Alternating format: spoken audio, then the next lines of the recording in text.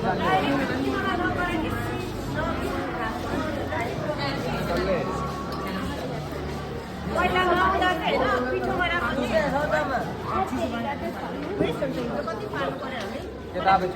एउटालाई बनाइराख्ने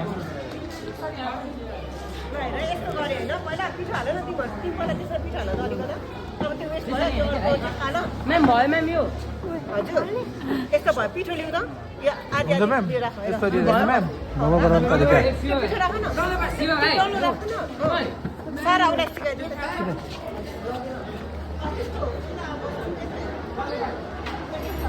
यति बेला शिक्षामा सिप कार्यक्रम अन्तर्गत मोमो बनाउने कार्यक्रम भाइ बहिनीहरू यहाँ हाम्रो फोकल शिक्षक यहाँ हाम्रो प्रशिक्षक हाम्रो रमेश सर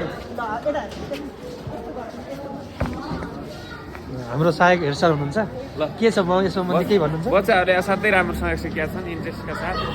अनि सिकाउने पनि असाध्यै सिपालु हुनुहुन्छ गत वर्ष पनि राम्रोसँग सिकाउनु भएको कारणले गर्दा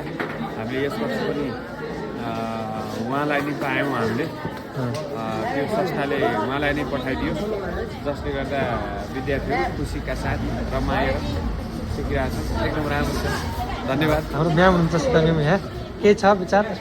एकदमै राम्रोसित बच्चाहरूले सिकिरहेछन् जाडोमा पनि आएर दुःख गरेर बच्चाले असाध्यै राम्रोसित सिकिरहेछन् सिकाउने म्याम चाहिँ अलि असल हुनुहुन्छ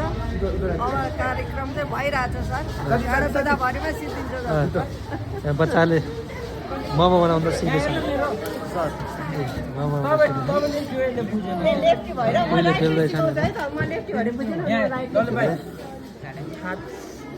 मोमो बनाउँदैछन् मोमो बनाउन सिकाउने स्वरोजगार भन्ने भन्नको लागि सिकाउँदैछ गऱ्यो कति बजी भएको